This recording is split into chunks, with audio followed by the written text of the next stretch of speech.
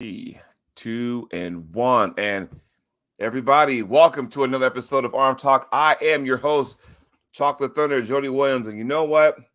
It's been a long time coming because my guest early this morning is a guy I love dearly to my heart. We can sit there and talk shop about arm wrestling all day long. Everybody, no introduction, but I'm going to do it anyway. Mr. Uncle John, welcome to the show. How you doing, bud? Jody, what's going on, man? How are you? I'm doing real good. I'm excited because now we are in the last leg of arm wrestling for the year 2022, and so we still got some awesome events coming up. We still got some matchups coming up, and I'm telling you what, I don't know where to start. But I was talking with Ryan Espy on our show, the Can-Am Connection, on Monday, and we were touching base on Saplinkoff, and we're touching base on Zinc, and that kind of morphed into people making comments about practice and all that kind of stuff. Let's touch about that. What do you make of all that, about that matchup coming up? About John versus Dennis. Yes. Super exciting. Super happy that it's happening. It hits all the right buttons. It's got that nostalgic feel. It's a callback, to that classic time where Brzezinski was able to beat Splinkoff. And, it really brings me back to when I first came into the sport, because that was, epic stuff. Right. And so for us to be able to be in a universe and be lucky enough to have this match happening, I think that's number one, is to realize how freaking amazing it is for arm wrestling to be having this renaissance and be able to give us this type of match. Oh, yeah. Now, so that's what I care about first and foremost. Is it exciting? Is there going to be a good lead up? 100% guaranteed. Yes. So that's my main concern out of the way. From an arm wrestling perspective, it gets more murky and more difficult to predict, because obviously John Brzezinski is arguably maybe the strongest he's ever been. Yeah. Maybe. Who knows? Maybe not. But the question is, how strong is Dennis Saplinkoff? And, Ryan Espy and I touched on that the other day. And my question would be, should Dennis pick out John for his first match back? I thought he should have, a match where it's like, all right, let's just see where you're really at. Kind of like a test, not just I'm going deep waters, I'm going against John, I want to pull him. Well, we all know that, but should John be his first match? That was my original question, and it probably still is. Your thoughts on that? I'm fine with it because it will get them both a very nice payday. It will be a humongous match. And if coming from a point of a content creator, that's definitely what I would like to see, as opposed to Dennis versus, somebody, with a lower level name or whatever it may be. The big question for me is, okay, where is John going to be and where is Dennis going to be? Like, how big, what is Dennis's plan? Is he going to come back in, when is this match supposed to happen? I want to say maybe February. I don't know. February. Okay. So that's like 5 months, right? Maybe 4 months. Okay. That's a good chunk of time to put on some weight. So are we talking, like, is Dennis just going to throw caution to the wind and be like, I'll be super Dennis again? Or is Dennis going to bring a little bit more of a reasonable human being that's not, on this next level? That would be the big question for me. Because if John is sitting there at 240 and Dennis comes in at 280 and Dennis is ready to freaking go, that's a tough one, man. The question is, if Dennis becomes Super Hulk like he did before, that's how he got sick, honestly. But, if it's the Dennis that we saw against Devin, where Dennis dominated 6-0, then that might be, par for the course. Can he get back to that? Okay, so furthermore, we don't know where he's at right now. Like people can say what they want about practice and what we've seen. Oh, he's looking strong against this guy. Fine, whatever. I'm sure Dennis Saplinkoff is insanely strong right now. Yeah. But when you get up to that elite level, there's a very fine little line between the levels, right? And if you're not on the good side of that line, you can be way, way, way off from guys. So there's no doubt in my mind that Dennis can go in and mix it up, but it's like, what are we really talking about here? Yeah. Everybody in the chat, good morning. Paul Stevens in the chat, not my monkey, not my circus. We got Chin Flipper Jr. in the house. Exactly. And they're all saying all hail to Uncle John, by the way. I thought I'd throw that out there. So Thanks, boys. but I look at it like this. What if Dennis has a plan? Because at one point, there were Dennis and Levon were working together. Remember those clips? Yeah. Macho Man's in the house. What's the Macho Man's looking good, by the way? He just sent me a couple pictures. He's looking good. So, shit. What if this is Dennis' master plan, and he goes, you know what? I think I'm gonna put my name in the hat, and I'm gonna come after Levon. Would that break the internet? I'm sure it's in his head. Like I'm sure it is. But the big question that I think none of us really know the answer to is, again, what is Dennis's end game versus reality? Okay. Like he was pretty damn sick from what I understand. Yeah. And there was some damage, but I don't know the full story. I don't think anybody knows the exact full story. So how capable is Dennis, and how hard can he push, right? Can he push to Levon levels? I would be shocked if that was possible. So, but who knows? Would I like to see it as a selfish person who wants to see amazing things? Yes, I would love to see Dennis gain 60 pounds, go to super mega Dennis mode, and take on Levon. I would love it. From a moral and ethical standpoint, hey, Dennis can choose what he wants to do, but goddamn, that seems like rolling the dice to me. Well, funny how you bring it up, because watch this comment. I want you to respond to this. Yeah.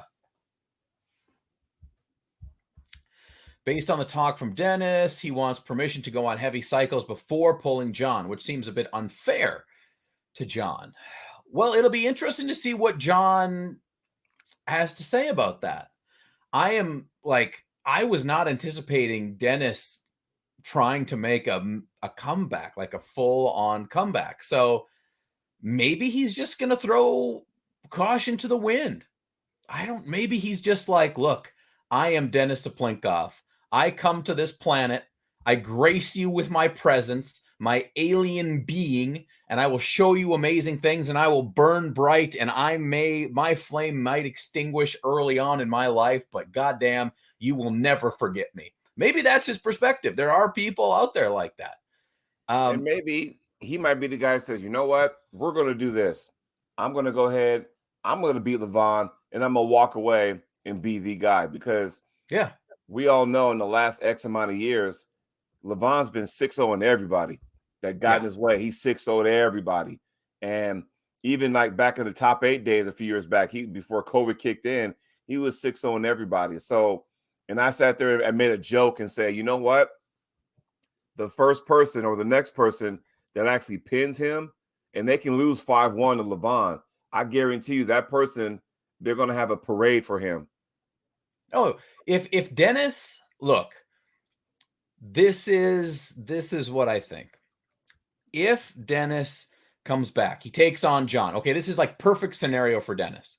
He takes on John. Let's say he beats John. Okay. Next up, Devin, right-handed. Okay. We go Devin versus Dennis. They get to have the right-handed match that they never had, and then they can put that to bed. Okay. It'll be a mega match, whether you're on one side or the other of, oh my God, Devin will get destroyed, whatever. I don't care. It's about the selling, right? And that match the shit will be sold out of that match. Say Dennis beats Devin.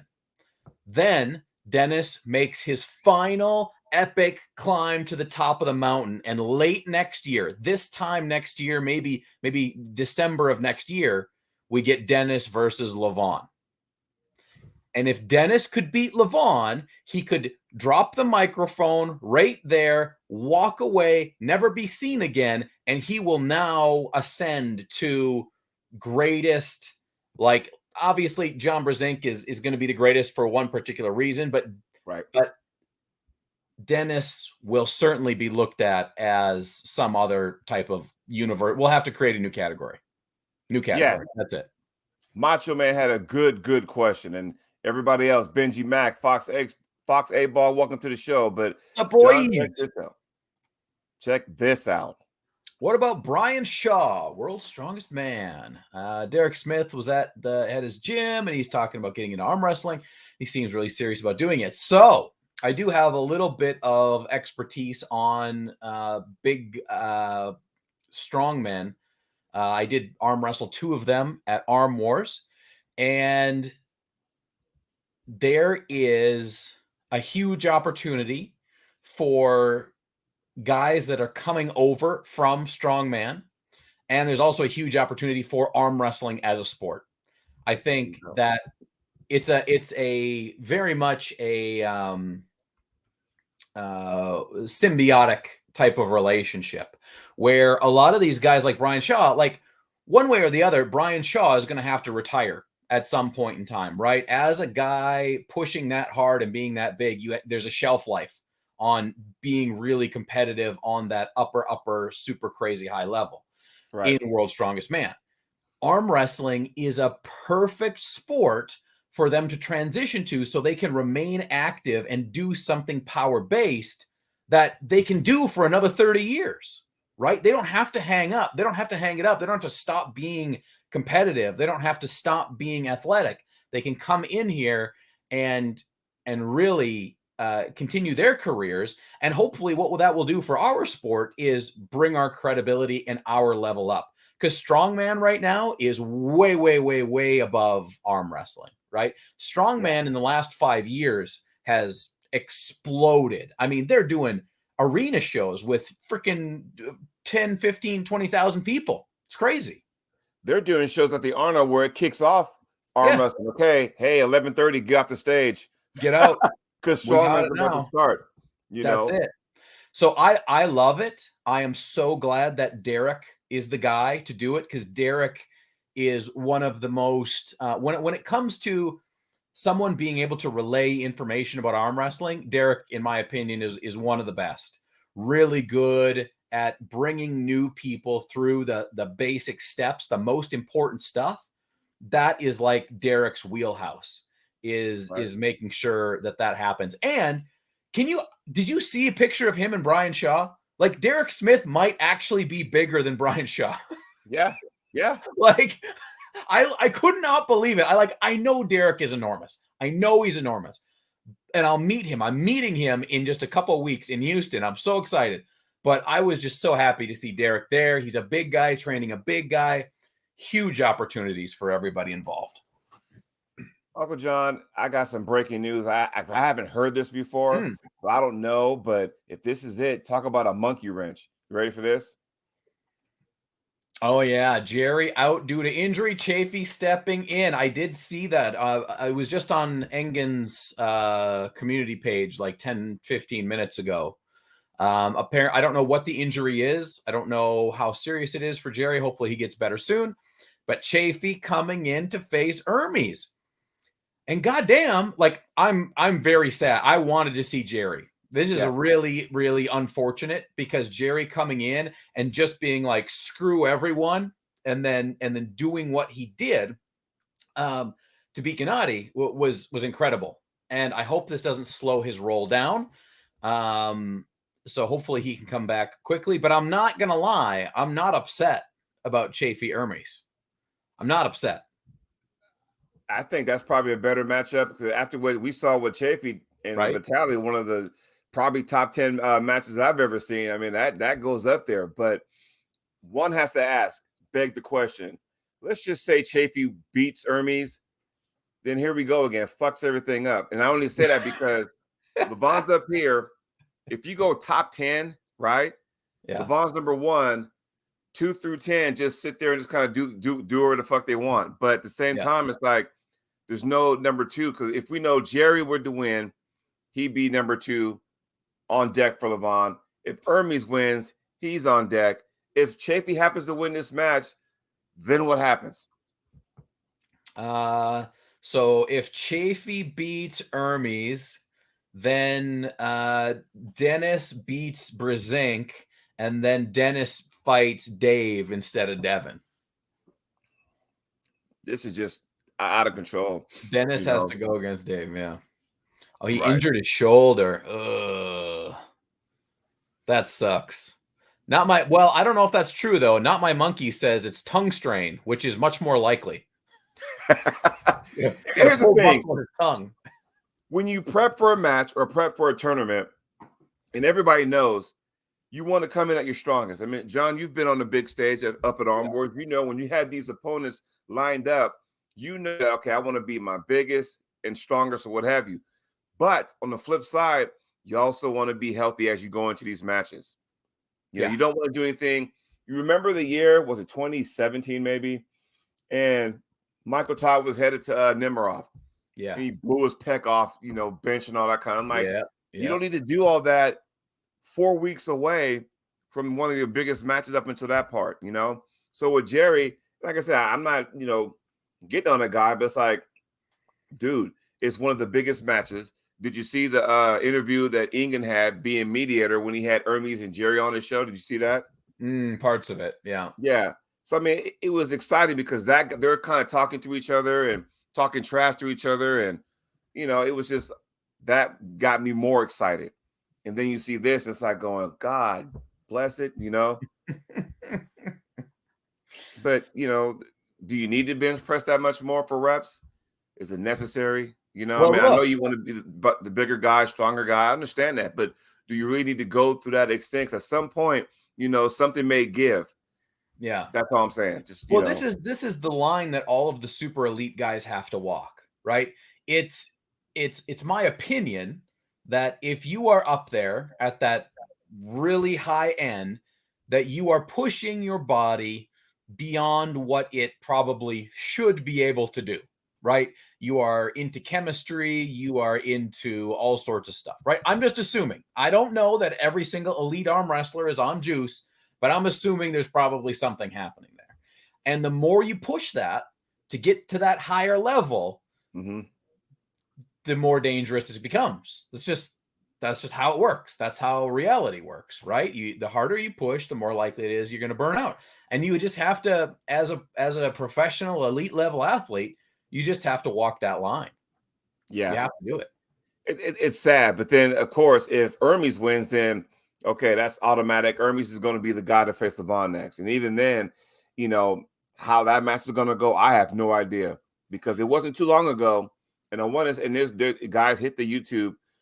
There is a match out there. I want to say it was 2016, maybe 2017. And Michael went to Italy and pulled Hermes. Hermes was about maybe 220. Yeah. Yeah. You know, and Hermes ended up losing. It was 3-2. Michael won. All Hermes wins were pins. All Michael's wins were elbow fouls from Hermes. And looking at Hermes now, as opposed to then, it's like, oh, okay. And I go, is this the Hermes in this form that's going to beat Levon if he happens to get to that point? I don't know, man. I don't think Hermes can beat Levon. I like no matter what he does. He's just not bad. I just don't think he's going to be able to do anything more than what Devin did. Yeah, we're all sitting up here going, who's the next in line? Who's the next in line? I mean, it could. We all said it was Vitaly. Then Vitaly loses to Dave. Yeah. You know, he's six. I mean, Levon's 6-0 Devin. He's 6-0 Chafee. He's 6-0 my grandmother out of her grave. He's 6-0 everybody. You know, so it's like, what the hell, you know? But who is the next guy? We've all been saying that. You know, could it be Zurab in a couple of years? Could it be Dennis in a couple of years? Could it be Brian Shaw, you know, at WrestleMania, where the fuck, you know, it's just who is that next guy? You know, we've been talking about that forever, you know? Well, you know, the other thing that we got to remember is that styles do make matches, right? And we do know that Vitaly had the best success out of anyone to pull Levon in the last several years, right? So, and we also saw that even though Dave is massively powerful going sideways, Vitaly was able to get into that, you know, defensive top rolling position and do some work. Now, is that going to look any differently against Levon? I don't know. But could it look different against Levon? Absolutely. It's happened a million times before, right? Where guy A beats guy B, but then guy B beats guy C, and then C beats A, and it's this weird triangle of doom. This is where we talk about in this sport, and everybody in the chat understands this. This is where we talk about styles make matches. You know, Yeah, for yeah. sure. I mean, seriously, styles make matches, and it's like going, okay, how do you do that? You know, why is it that Michael Todd has trouble with Jerry and vice versa? Like styles make matches, so it is what it is. But we'll have to wait and see. I'm glad Dave gets to step up. I'm hoping the conditioning won't be an issue. You don't want to get that in your head because again, versatility. Here he is. I'm sitting up here hosting practice, right, and we're watching it. I'm thinking, all right, Chafee's up 2-0. This is it. And then match 3. Oh shit, here we go. Yeah. Match 4, son of a bitch. I'm like, damn it, and so it's kind of like, all right, man. I mean, seriously. So what do you think about the difference between the best of 6 versus best of 5? Because for me, I am like 100% dedicated to best of 6 with the silver bullet. I feel like it's so much more exciting. It lets the match breathe. The storyline of the match is better off. We get to see different things. And it brings us a better idea of how arm wrestlers work. It's like, oh, Dave doesn't have the endurance. And that was the storyline for like 2 years, right? Because he would win the first 2 and then he would get beat out. But little did we know, he does have good endurance. It's just a little bit wavery, right? He can make the comeback. He can make it happen. He just needs a little more time. I think the way I look at it, that a 6th round, that match between Dave and Vitaly told a story, right? Yeah. Like awesome. It was in the beginning, oh, Dave's gonna crush it. Then all of a sudden, the story changed and went, oh no, not again, Dave. And Vitaly's got the momentum. Vitaly's gonna win. And then silver bullet time. Dave's back's against the wall. It didn't matter. Dave's like, fuck this. I'm going to do something I never really do, which is shoulder press, which, he did in match 6, I think. But my thing about that is that, you know what? Prior to that match, if you look at Sarah Bachman and Gabby, right? Gabby won 4, and then she said, okay, I'm done. Where I thought that momentum was starting to do this. Yeah. That's what it looked like. I agree. Gabby's like, I won 4. Why should I even, pull the rest? Or, hey, I got my 4th victory. I'll go ahead and just hold you, and I'll slowly lay down just to avoid injury. Yeah. And you got to know when these athletes are doing these 6 rounders, arm wars, king of the table, you have to know, even if there's 4 wins in your favor or your opponent's favor, you got 2 more matches. That's what you're there for, you know. And everyone wants to see that. Whereas I think in East versus West, where it's best of 5. It's a little different because now it's like, okay, hey, once I get 2, I'm kind of in a driver's seat, but it's a different format, different approach, Chimp Flipper Jr. says this. Best of 6 has turned several matches that would be 3-0 shutouts into 4-3 wars. Definitely better for an interesting match, even if it doesn't favor power over endurance and resourcefulness. Right. Yeah. I mean, it's just I always go back to this. I'm like, the only thing I'm concerned about is a good lead up to a match with good story, and then the match being an epic match and both guys really pushing themselves and getting into that situation. And a best of 6 allows that to happen. And a best of 5 is just, you can do that in a best of 5 as well. It's just a lot more difficult. Yes. Uncle John, take over for a second. I got to go get my hoodie on because I'm getting kind of cold. So just take over for a quick second. Let's see. Yeah, Hermes and Dave, I think, is going to be awesome.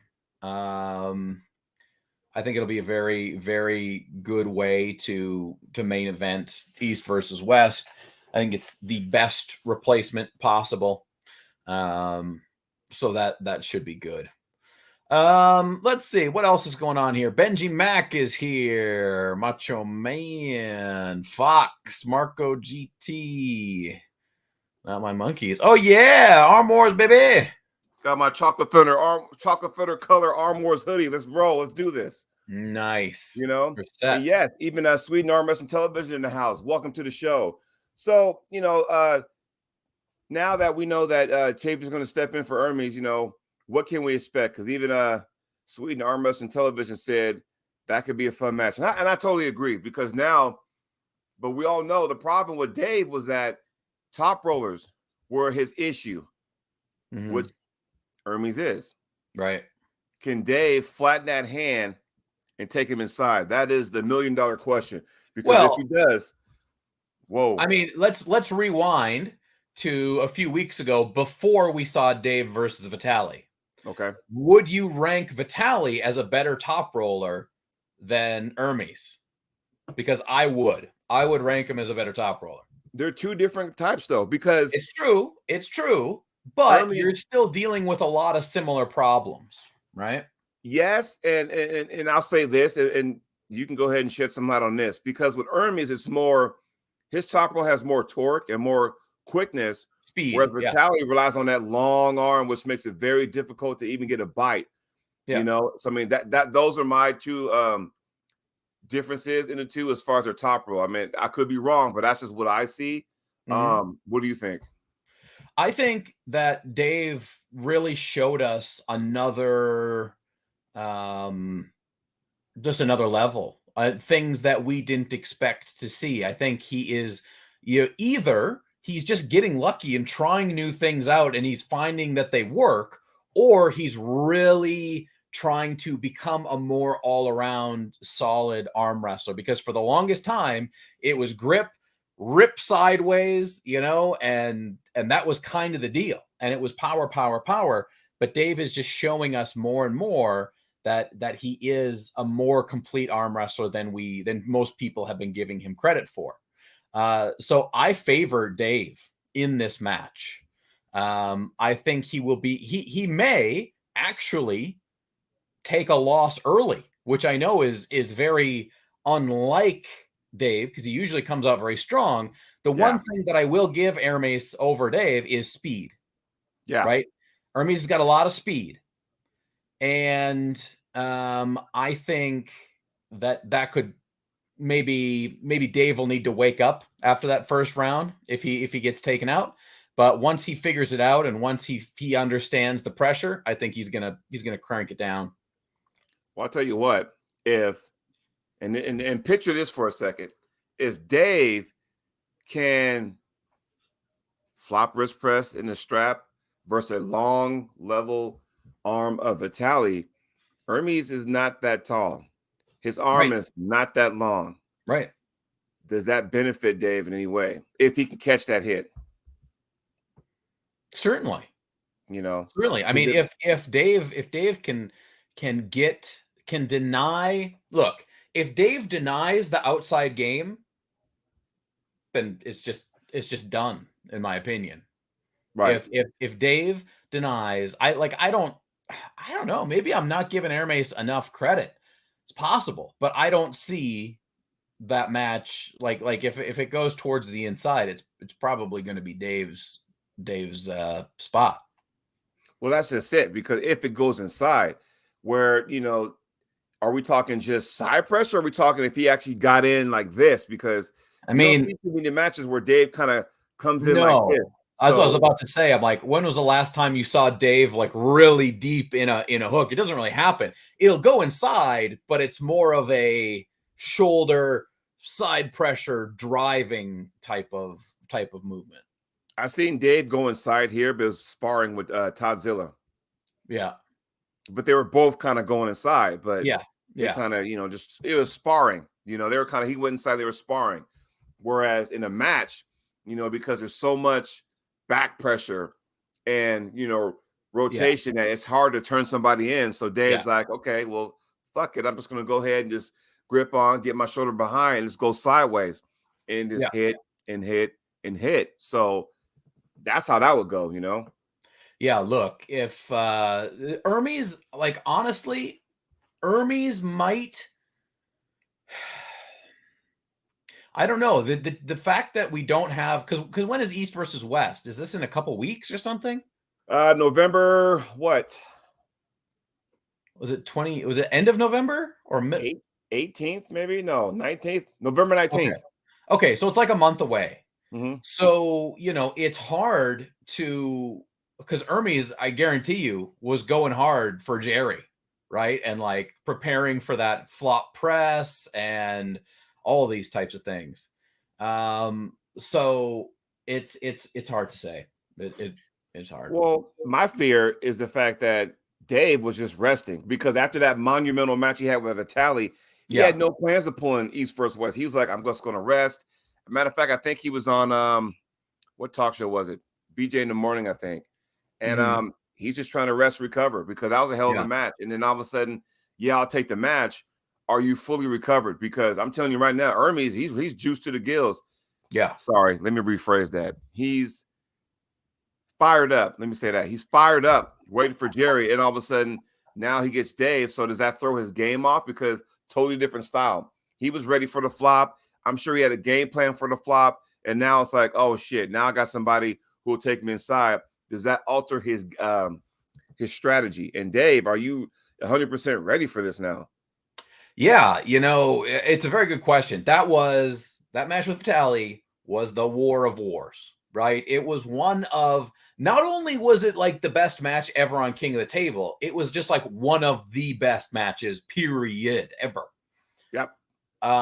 So it's probably a blessing that Dave has been resting, right?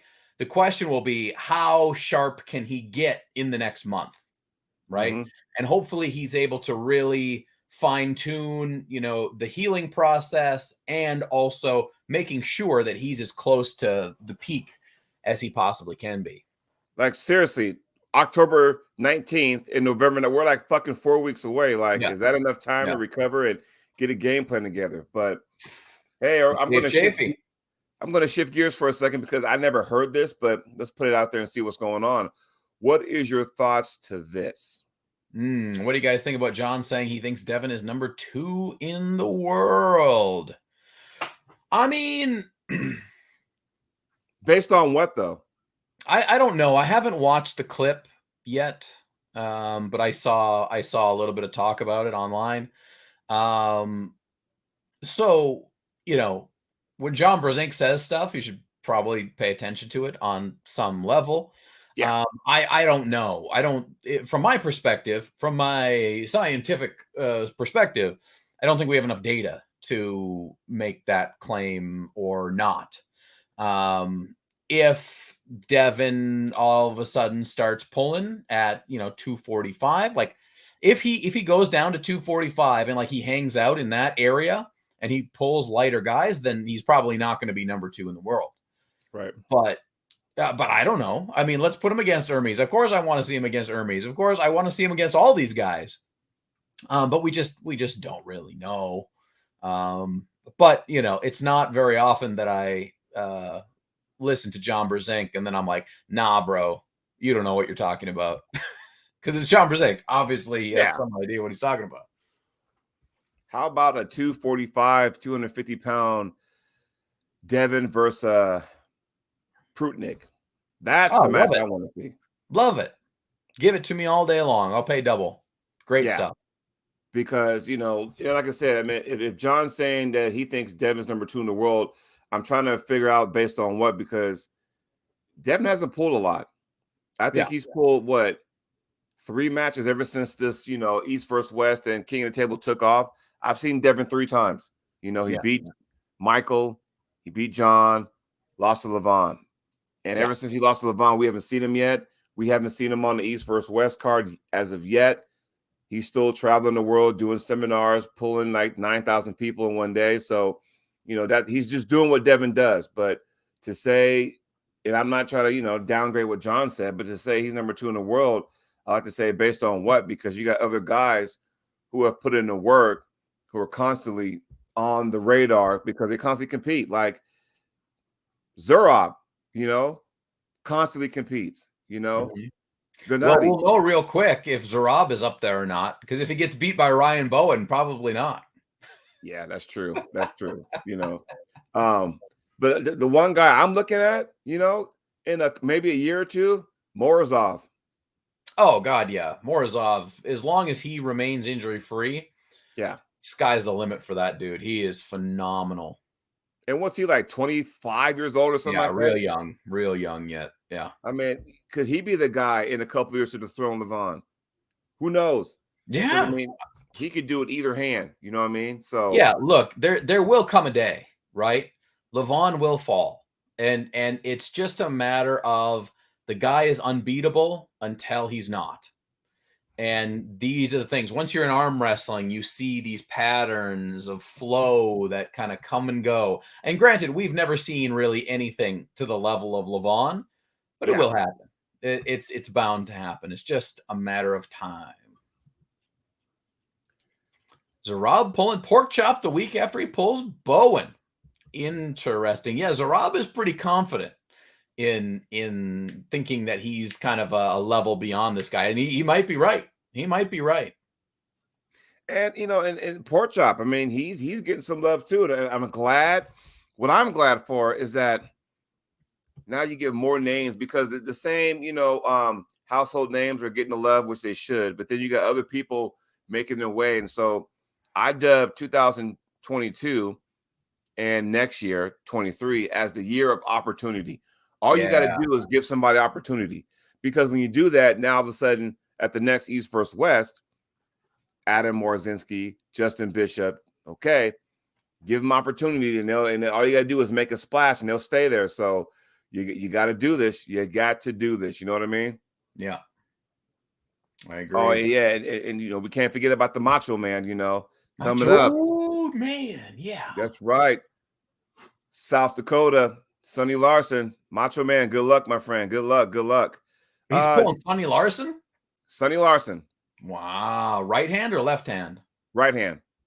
Wow. If he can beat Macho, if you can beat Sonny Larson, like I don't know where Sonny Larson is, but like that guy, because I came up in Minnesota and that he was like He was the beating guy. the piss out of people forever. I haven't seen him in a bit, but he is a bad dude. Yeah, he took some time off, and you have a family as you Yeah. should, and your Yeah. kids get older. But now he's coming out. But is he coming out like I'm back, or is he coming out for this one-off thing like Bavoda did and fucking Yeah. left after Breslin kicked the shit out of him or whatever? Yeah. So Probably depends on if he wins or not. yeah. So Uncle John, let's shift gears for a second. What is your plan on December 10th this year? Oh my goodness. So December 10th, it sounds like I haven't confirmed any of the details yet, but I have been talking to Tim, and it sounds like I will be in Washington State to hang out with my main man, Chocolate Thunder. Yes, sir. I cannot wait. And you know what? I was hoping, but the planets weren't like this. I was hoping, I'm thinking, you know what? Wouldn't it be awesome if Uncle John and the Thunder locked up for a dream WrestleMania match, But injuries, I understand. Because like I said, before we went live and we were talking, and I know sometimes when you participate in Arm Wars, it does take a toll. It's almost like in wrestling where, oh man, the Hell in a Cell takes years off your career, and so does the Elimination Chamber and things like that. So I guess, in this aspect, hey, Arm Wars kind of does when you go 6 rounds. And so I'm telling you, so I hope you heal. This last Arm Wars, definitely, I took some significant damage to my right from Arm Wars. My shoulder is really, really rough right now. And my left is, I took an injury in that left-handed match I had against Kieran Morrison and Maynard Nentias back in January. I took an injury, and I just keep on re-injuring it over and over and over again. Gotcha. And on top of all that, I just got my MRI back from my back scans that they did, and my back is really, really, really messed up. So I'm on the list for getting seen by specialists and all this stuff. So I can't really do any arm wrestling or arm wrestling training right now until I figure out like how bad it is. But it's like fractured. I have a fractured spine, basically, is what's going on. So along with many other things. So I'm on hold for that, but that kind of just gives me the opportunity to go and, perform in the other aspects that I honestly like a lot more. I can still be a character. I can still come and do commentary and have a really good time with everybody and still, give something to the sport, even if it's not me arm wrestling. It's okay, John. We can be Gorilla Monsoon and Jesse Ventura if you really Yes. want to. Let's do it. Let's do it. If it makes you feel any better, this right hand is suffering from EOA, by the way. So in case you guys don't know what that is, it's erosive osteoarthritis. So oh man, brutal. There you go. Do I still pull with it at practice? Yes. I mean, it's erosive, folks. That's the key word, erosive, which is not going to be good for me. But yeah, I suffer from that right-handed. But before we go any further, Ethan, I didn't want to not acknowledge your question, but I will put that up there because I just saw it. So what is this style? What is it? Is there a style that can defeat Levon? Is it speed? I mean, his hand and cupping is so strong that can you get out of his hand is the question, you know? Yeah, man. Look, we won't know until we see it. And then the question will be, what was it, the style or was it the power? So really, you've got Levon is in a position where he can shut down everything unless it's powerful enough. Yep. So whatever you choose, like if you got one thing that's better than the other, it better be more powerful. You have to have an amazing amount of power with it. I would say the thing that we've seen have the most success against him is a top roll, right? As silly as that sounds, right? Vitali did give him his biggest struggle using exactly that. Now, that was multiple years ago. So is that still the case? I don't know. But we saw Dave try to attack a certain way. Didn't work. We saw Devin try to attack multiple ways. None of them worked. I mean, it's hard to say. It's really hard to say. And even if I'm not mistaken, back in the top 8, I even thought Angerbayev might have made him think for a second because of that style. So anything's possible. It seems like the one move that makes him think, makes him go, oh, okay, I better really get my shit together, was that top roll. You know, but that was a different Levon then. We're talking about the Levon now. Yeah, that's a little different. You can take a little bit of data from the Devin match if, depending on what you believe, some people say, oh, in that first match, Devin did slow him down a little bit at the very bottom in that King's move, right? At the very bottom. But he then took the injury in round 2. So that the big question is, would that have made a difference? I don't know. Maybe it is a King's move. Maybe it is a King's move. King in here and stopping them up here are two different things. Oh, God. Way different things. Way up different here, things. Okay, you have a chance. Down here, you got millimeters before you're going to get pinned. And that's my opinion, So then, like you said, John, if it's a King's move, then we go back. Okay, is Michael Todd going to be the guy? Probably not at 250 pounds now. That's not going to happen. That's just what it is, And speaking December 10th, that same day, Michael Todd is pulling John Brzenk. Also on that card, Corey West is pulling Cody Merritt. What are your thoughts for that monumental day? Awesome. I think Monster Factory is Monster Factory going to be that night and we're doing stuff more in the day because we're trying to do it? I think it's reversed. It's reversed. Okay. That's awesome because it's going to be an amazing day of arm wrestling. I love all those matches. Super excited. I'll definitely be buying the pay-per-view and watching it. And I'm sure we'll all be watching it because we'll all be in Washington.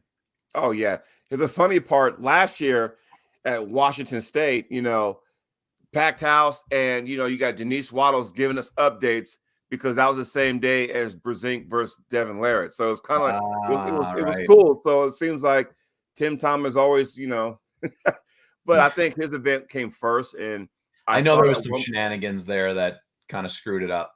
Right. I thought Monster Factory was going to be the weekend after because they didn't want to coincide with the Tim's event, but because Tim does ref that event sometimes. So, but have any of the super matches for the Washington event been announced, or what's the situation there right now?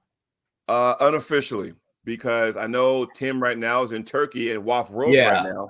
And, he's set to go on this Friday and Saturday. So I think once he comes back, they'll start pushing the matches out. But impromptu match. This guy. Yeah. And your fellow Canadian, Clayton Faulkner, you know? Yeah. Oh, I saw some of this. There's some drama online I saw. Oh my God. You already got it all going on. Well, okay, so here's the thing, guys. And if you know Clayton Faulkner, I knew him when I got into the sport back in 2011, right? Yeah. He's been around for a while. He's been around for a bit. Yeah, he not to get too deep into this story, but he suffered a severe car wreck a few years back, and it kind of messed with his brain and stuff. And so sometimes he's not firing on all cylinders.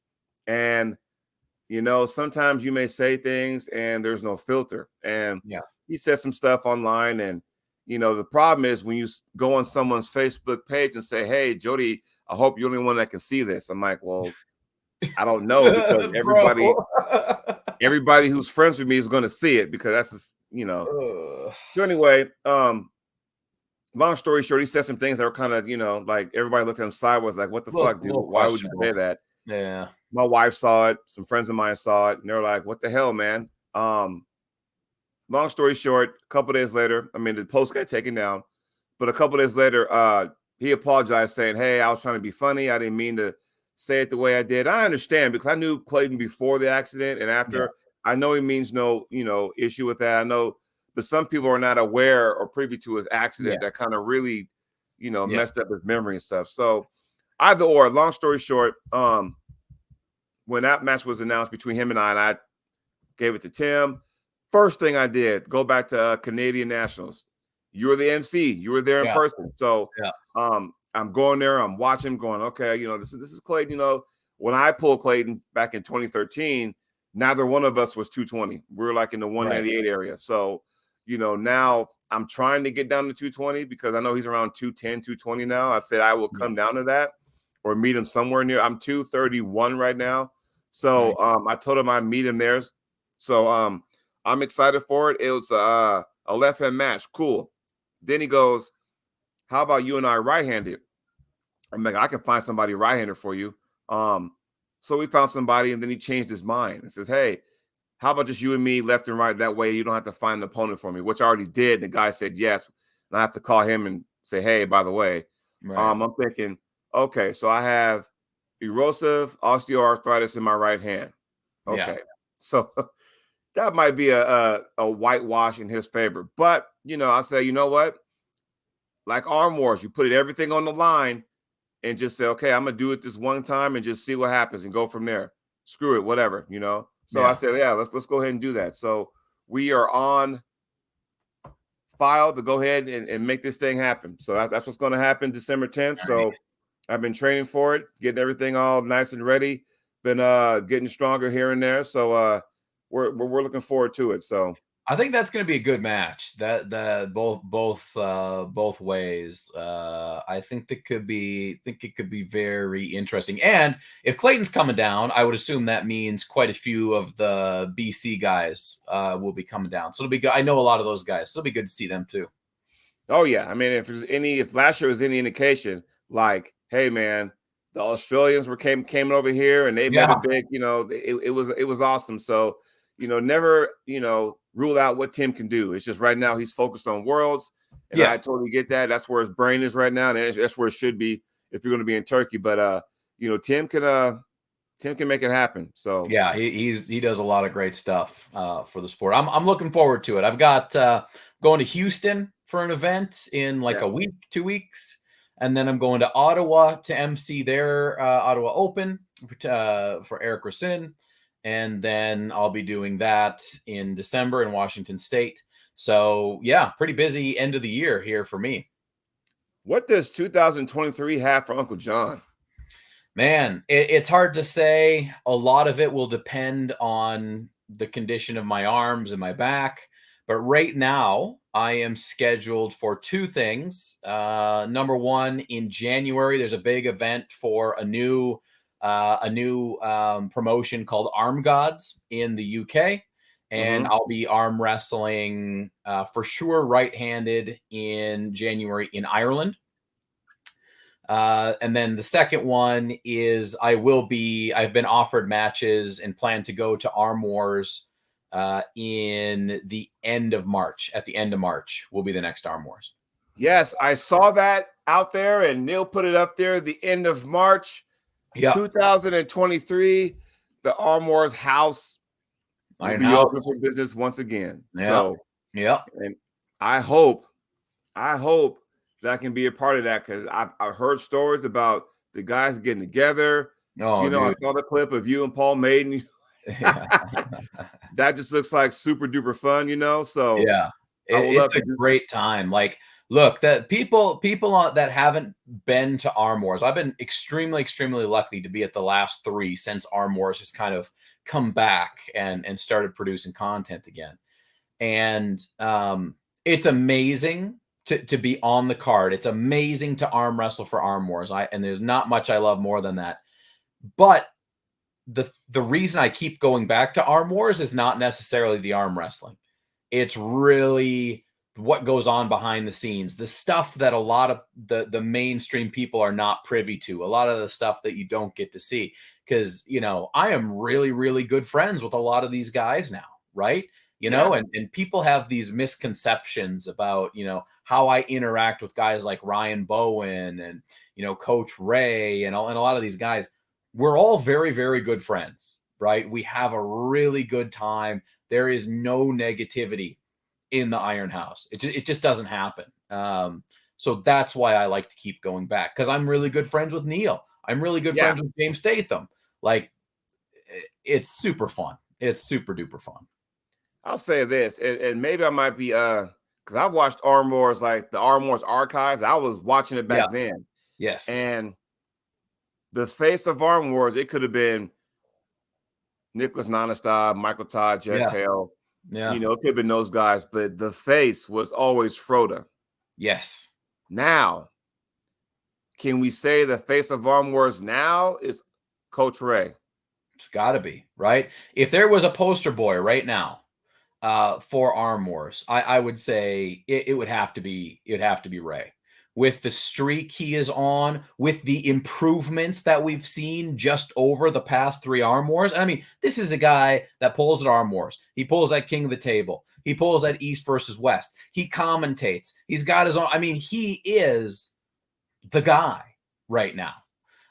And let me say this, if he was 100 pounds heavier and he was just a bigger human, he would be even more popular, because then he would be, pushing against the top guys. Right. So in my opinion, I've got more respect for Raymond Lipens than most people on the planet. And goddamn, he's got to be the guy. Got to be. He's the Grand Slam champion. I think he is the first, if I'm not mistaken, to win at King of the Table, East versus West, and Arm Wars. Yeah. If I'm not mistaken, there might be some, but I think he is the first and maybe the only to win at all 3 events. There's been he has participated in and won matches. I think he's the only one to win a match in all 3. Yes. And I think him and Bowen might be the only 2 to compete in all 3. Right. So, I mean, that was like, wow, So, and then doesn't Bowen have a match coming up too? Bowen at Arm Wars? No, well, he's taking on Zarab. That's what it is. Okay. Yeah, so, at East versus West. And all you need, like I said, opportunity. All you need is that one. And when Bowen went back to Arm Wars and 6-0, I'm thinking, okay, here we go. Now the train can go in, because for so long we all talked about, the curse of Australia. What does, Brian Bowen can do, and you kind of wait for him to, not so much. Lachlan Adair, not so much. There's always the curse of Australia. And now, Bowen makes a breakthrough. So now you kind of go, okay, now we're waiting for, Lachlan Adair to have that breakthrough. But what opponent should he face to him to get that win, so that way he can get that momentum? What's up, Outlaw Arm Wrestling? How you doing? Yo. What can Lachlan Adair do? What opponent should be put in front of him to make sure he gets it done? Yeah, I don't know. Lachlan and Ryan, like, I think, people have it's okay. What in the hell am I trying to say here? It's easy to look at arm wrestling and see a distorted version of what reality is. And distance can do that, and the amount of visibility you have can do Right. that, right? So Lachlan, still doesn't have a ton of time in arm wrestling, like 4-ish, 5-ish years, and he is pulling guys that are elite, mega, super ridiculous types of Right. guys, right? Lachlan is mega powerful. Lachlan is a very good arm wrestler. But because of the fact that we see him all the time, because Australian arm wrestling gets a lot of views because of Ryan, he's gotten himself probably put in matches beyond his means. You know what I mean? You know what? Sometimes you need to challenge yourself, and he's done Yeah. that. No doubt. I have high respect for Lachlan. I think Lachlan obviously never backs down from an opportunity. He's like, Arackley? Sure, why not? You Mhm. know? And clearly there was a major level difference there. So, for Lachlan, I think he just keeps doing what he's doing. If he's getting paid to go and arm wrestle these guys, just go and arm wrestle them, right? Yeah. It will find that it will level out eventually. Like, people are like, oh, well, Lachlan lost like these 2 matches or these 3 matches. Well, he's no good anymore. Sometimes it takes guys 5 or 10 years to like figure out, okay, where am I? Who can I have a good match with? And we're asking a guy like Lachlan to do that immediately right now in a Right. 2 or 3 year period in a very public manner. And that's happening with all sorts of guys right now. Yeah. And so it's just a little bit tumultuous, but mark my words, Lachlan Adair has, as long as he can stay injury free, going to have a long career, very long. Again, everybody, welcome to the show, Arm Talk. I'm your host, Jody Williams. I got Uncle John in the house. Link is in the description. Don't forget to hit the like button. Challenging yourself. I challenged myself earlier this summer, got crushed. Robbie Toby crushed me. It's okay. You have to bounce back, right? Yeah, man. Next year, I got September 2023. I got Jordan Seal, right? You got to challenge yourself. Woo! Yes, you have to challenge yourself. Hopefully, I'll have something well before that in the next coming months. Wink, wink. Hopefully, But again, you got to challenge yourself. This sport can be so unique to where social media can either make you or break you, right? Oh, for sure. What I mean by that is that if you're an arm wrestler out there and you are concerned about wins and losses, maybe this might not be the sport for you. And I only say that because sometimes some people cannot take a loss. They will go away. You won't hear from them. They'll come back. They're nice baby face guys, take a loss, and then they'll come back like a caveman, beard and everything because they went away, Yeah. Yeah. I applaud people like Lachlan Adair because they're constantly trying to say, you know what, I want to challenge myself because sooner or later I'm going to break through. Yeah. He's tried in King of the Table. He's tried in East vs. West. Has he been on Arm Wars yet? No, he hasn't. He hasn't been to Arm Wars. But I'm sure that might be the next spot for him. Yeah, a lot of potential for him. A lot of people for him to pull. Just a matter of time until we figure it all out. Hey, John, I don't know if this is for us, but it might be. But Phil Woody. Yeah. I hope so. I hope we're both at Arm Wars. I haven't heard a bunch from Neil. Neil called me and just made sure that I was good to go. I've given him the thumbs up, unless my injury stuff doesn't get taken care of. He's floated a few names by me, and they're very, very interesting names. So I look forward to that. But honestly, for Arm Wars, I'm so excited to go back every time because I get to see new people come in. I get to, engage in that because at this point in my career, with the injuries that I have, I am looking to really start making a transition, honestly, to being much more, non-arm wrestling based engagement, right? What can I do for arm wrestling that's not on the table? Because it's pretty likely that I'm not going to have a whole lot more time to try to pull at an Arm Wars level. We'll see what happens, but that's what I'm pushing for now is making sure I have a spot at the table, even if I don't have the ability to pull the way I have in the past. Yeah, and and tell people out there if you can, as far as Arm Wars, not Mhm. everything is based on weight class, correct? Right. I have never weighed in for an Arm Wars match. Right. I've never weighed in. I've never seen anyone be weighed in, right, with that type of strict structure. The way it usually works is Neil picks matches with guys that will have good matches with each other.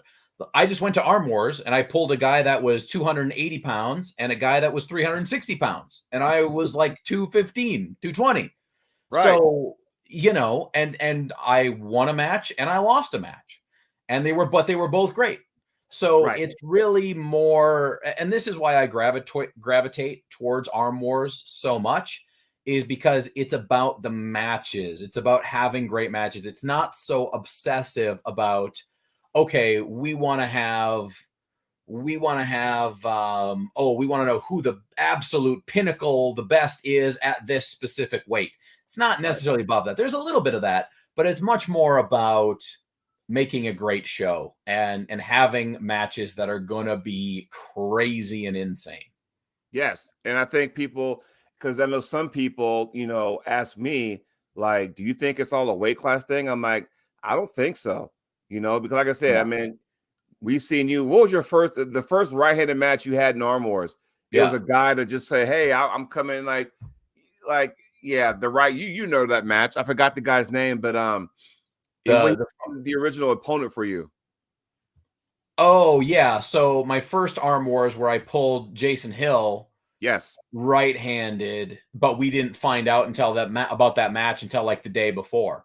And Neil was like, "Oh, do you guys want to have a match?" And yep, and it was a good match. It was a good match. I won the match, but it was a battle. right. And just threw it in there. It's like, okay, fine, let's have it. So I mean, but see, that match told a story. If you watch that match, Yeah, it was like, okay, we saw the true Uncle John come out going, okay, this is yeah, entertaining. This is yeah. cool. And then ever since then, um, I can also honestly say that Uncle John has a home somewhere. And I think, Hmm. with these big events on a big stage like Arm Wars, like King of the Table, like which I think they should do more, promoting. And then East versus West, there's a home for somebody. Yeah, So, you found a home. I'm glad you're there. And every time you go back, you're good friends with Jason, Neil, Paul, and the list goes on yeah. and on. Phil Woody. I mean, you're friends with these guys. And it's like going, okay, you know what? I like this. And then all of a sudden, once you go there, you spend that time there, and then you come back home, and all of a sudden it's like, dude, when you coming back? There's stuff like that. And it's Yeah, it's good. well, look, from the perspective, this is something that I've been thinking about a lot lately, and I've talked to Neil and James about as well. But I think that I have charted a path to, you know, at the very least, getting known in arm wrestling and getting paid a bit in arm wrestling, right? Yes. So I spent a ton of time up front when the whole YouTube thing was just kicking off, like that first year, like 2019 to 2022 or 2020, reaching out to people, getting to know people, right? That's when we started talking a lot more. We were doing Right. quite a bit of work at that point in time. That's when I got in touch more with Neil and started to get to know him. And for a year and a half to 2 years, it was really about building relationships. And then over the last year, a lot of that has come to fruition. And as soon as I got on, like I was known before Arm Wars, but since I've appeared on these last few Arm Wars, my stock has gone way up, Oh right? yeah. There is a path for you, even if you're not the best arm wrestler in the world. I am nowhere near the best arm wrestler in the world, but there are other things and other ways that I have, proven myself as a product, right? Uncle John is a product, which has allowed me to become on Arm Wars and get to Arm Wars And Arm Wars might not be the place where I make the money, but I will tell you this: since I started on Arm Wars, that's what has gotten me the other offers, right? Oh That's why yeah, I'm going to all these other places and getting paid to bring Uncle John the character and to perform, whether it's on the table or whether it's as an MC, whatever it is. Arm Wars is an amazing platform to launch yourself from. exactly. And that's what it comes down to. And you hit it on the spot. You don't have to be the elite puller to be on Arm Wars. It's like, okay, we want to tap into your, personality. And you and I talked, in private, a year ago. I was like, dude, can you imagine if you and I got on there? And it was just amazing. It would be like freaking like, Survivor Series or SummerSlam or whatever you want to call it. And just, and hopefully, one day that'll happen and stuff. But I know Neil has other ideas and things like that. So, we'll kind of it's his show. We'll kind of let him be Vince McMahon, and he can go ahead and do his thing, But yeah, I do like the format. You kind of go there. It's a different kind of area because you go on the East versus West. It's like, oh, wow, everybody's watching me and stuff, and it seems like a lot stressful. At the Arm Wars. So, it seems, you don't have to be all like crap, It's like, let's do it. Let's do it. Yeah. Look, Arm Wars, I would say, I don't want to sound like a broken record, but I've got 3 experiences now. I've got a bit of data. I've gone to Arm Wars and had great success. I've also gone to Arm Wars and gotten my ass whipped. Okay. Right. When you go to Arm Wars, my recommendation is that you go in as relaxed as possible. Do not worry about the outcomes of your matches. Go there for the experience and go there to just show people who you are and how dedicated you are, right? There has been times where I've gone to Arm Wars and you think your matches are going to happen in a certain way, and you end up arm wrestling people you didn't expect to arm wrestle at times you didn't expect to arm wrestle, because Arm Wars is unique, right? Arm Wars is not, okay, guys, this 4-hour time period, this is the thing. This is a 3-day event, right? Yeah. So you might have things that happen on day 1 that are affecting matches on day 3. So you have to be open. You have to be open. Like, I've pulled like 6 super matches in the 3-day period with Arm Wars. Yeah. So it's different. It's wild. And that's why you just have to go in there with the attitude of, look, I'm going to go and I'm going to pull my ass off. And if I can do that, people will recognize it. The people that matter will 100% recognize that. I think Phil Woolley has something he wants to say there, John. Actually, no. Arian. Yeah, that wasn't it. Actually, comment kind of went up, but why not talk about Canadian who beat Frodo? And we'll get to him for a second. But Phil Woody said this. Oh yeah, I do have a set of skills. That is for sure. So, I was going to click on Nap, and the Archdog had his just clicked on me here. So, let's talk about Mr. Tyrion. And again, I saw that, and you know what? Every time I watch these Arm Wars that come out every Friday, I watch and kind of go, man, that's the best match I've seen. And then the next Friday happens. Oh man, that was better. Then the next Friday happens. So, Mr. Tyrion, Ontario, Canada, and unless you're not, I'm not from Canada, so you know more about him than I do. Yeah, I heard of him before, but I never actually saw him. But when I saw that, and he took on one of the Arm Wars legends, Frodo, and it ain't too often that Frodo looks humbled. Yeah, he looked humbled. I'm like going, wow, like that was like, are you kidding me? Like, good Lord. So I was so excited when John Tyrion got his match. John Tyrion was a guy that came through Savage Search, Arm Wars Savage Search. And he, I had known about Tyrion for a long time. I've seen him pull before.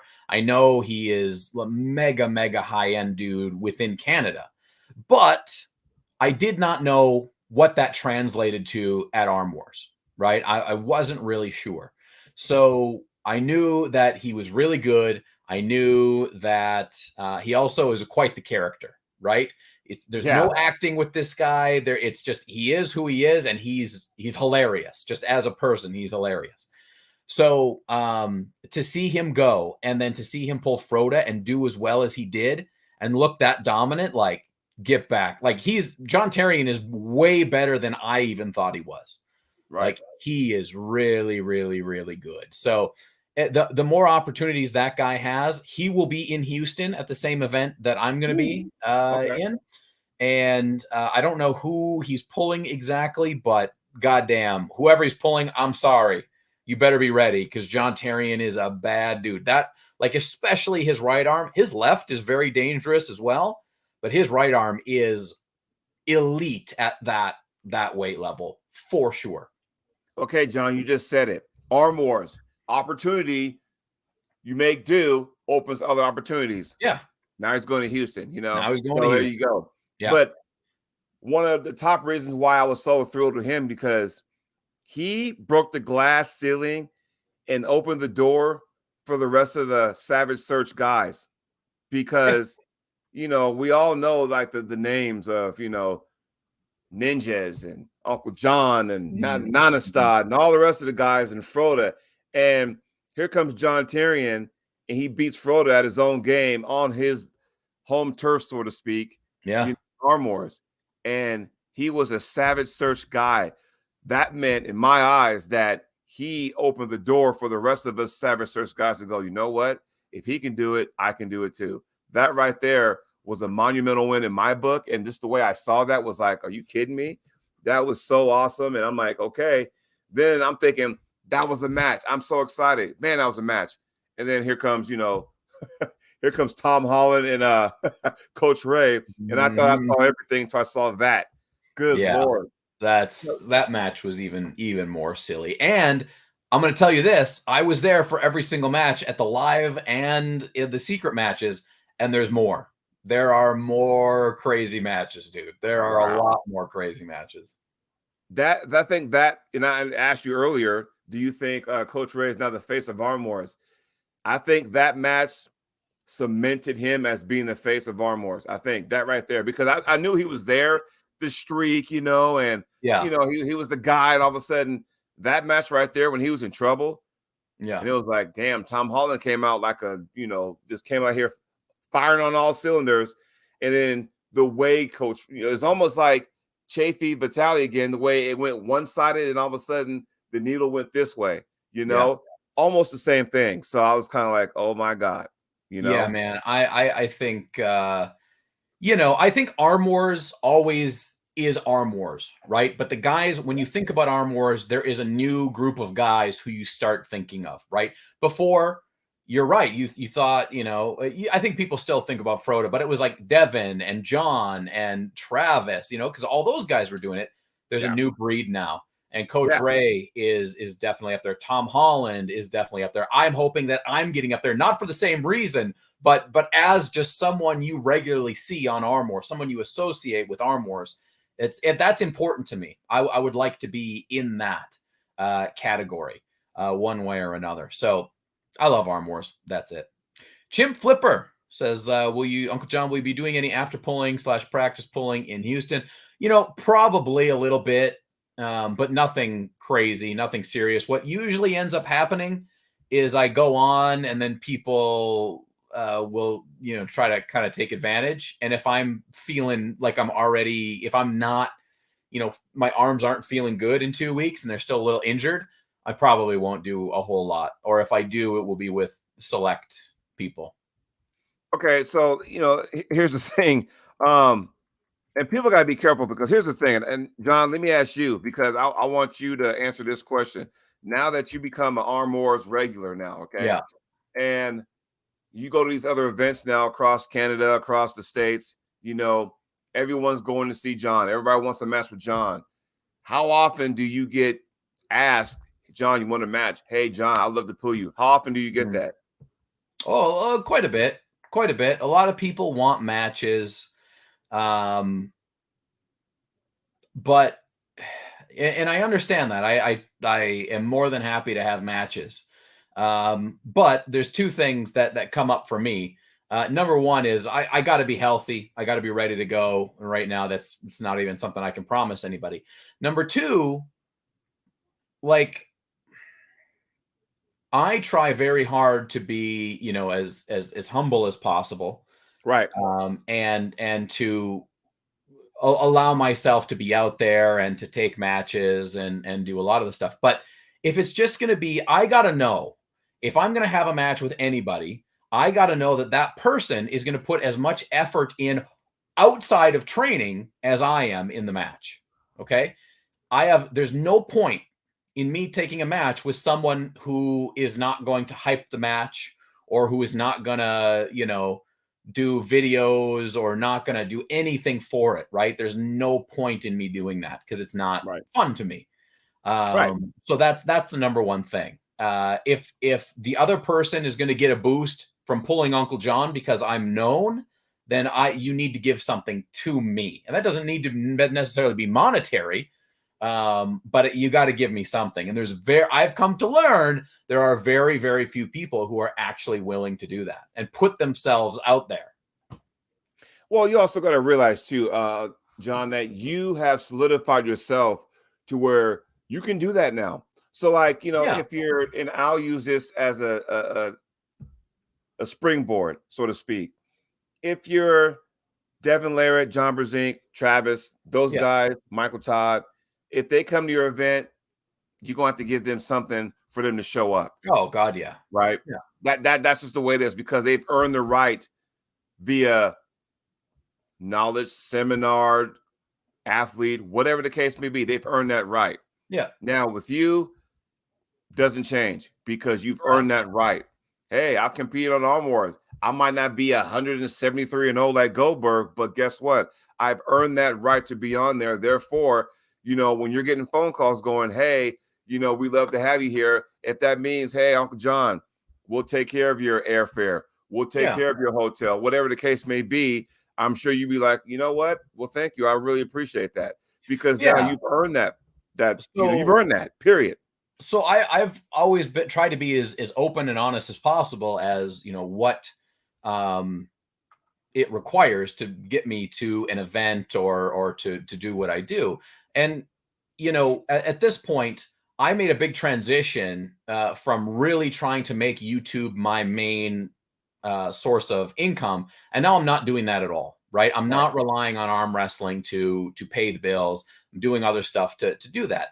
So now, in order for me to be able to, really do events, basically at this point, I need to make some kind of money out of it, which means I got to have, like, I can't pay to come to your event. Like it just doesn't, like I'm not rich enough. I don't have enough money to do that. So I would need to be, the flight would need to be paid. The hotel would need to be paid. I got to not incur a massive amount of expenses. And I got to be able to walk away with something in my pocket, not because I'm like, oh, I deserve this. It's like, if I don't, my wife is not going to let me go. So like, there's certain things that have to be satisfied in order for me to be able to do this stuff. So if you want me at your event, I am super happy to do it.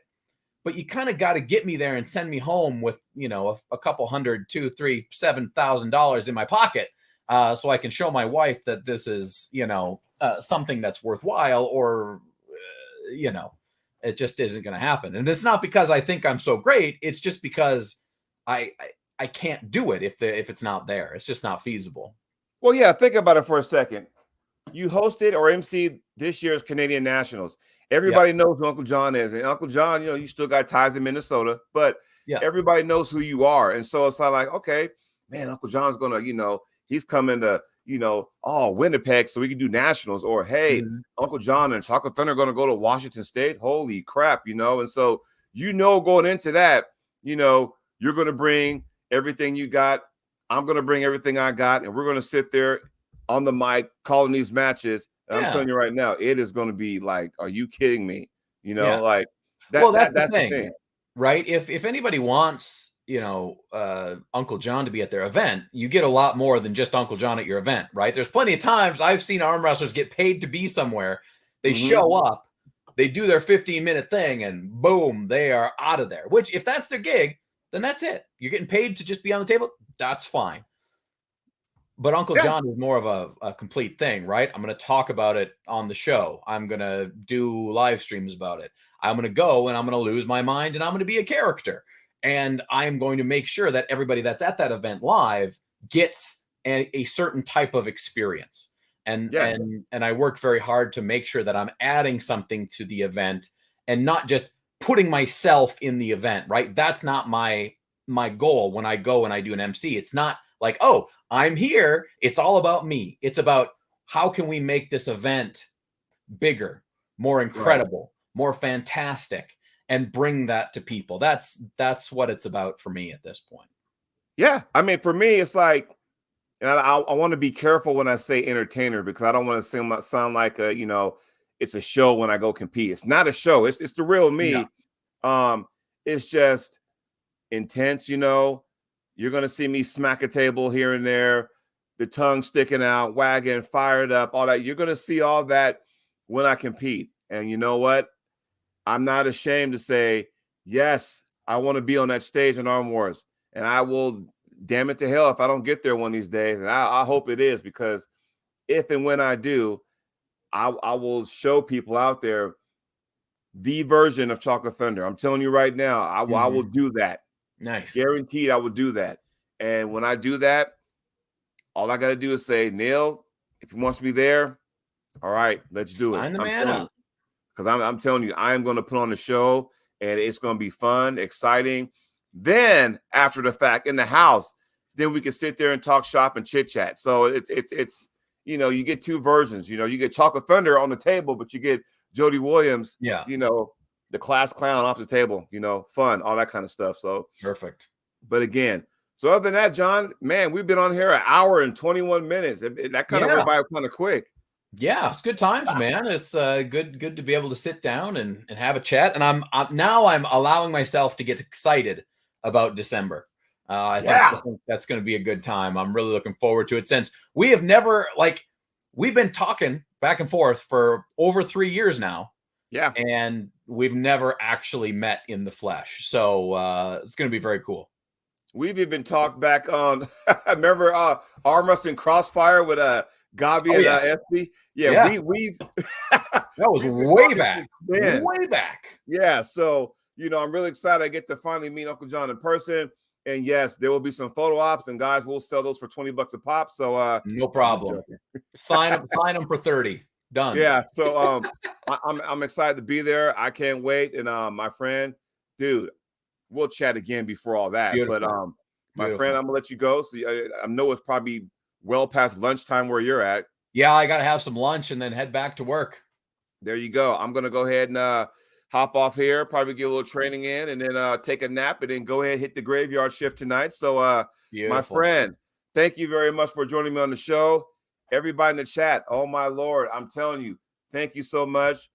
Don't forget to hit the like button. I will go ahead, put this bad boy on social media so that everybody can watch and see what Uncle John and Chocolate Thunder had to say. Until then, my friend, Uncle John. Thanks, buddy. Thank you. Everybody, enjoy the rest of your day. Take care.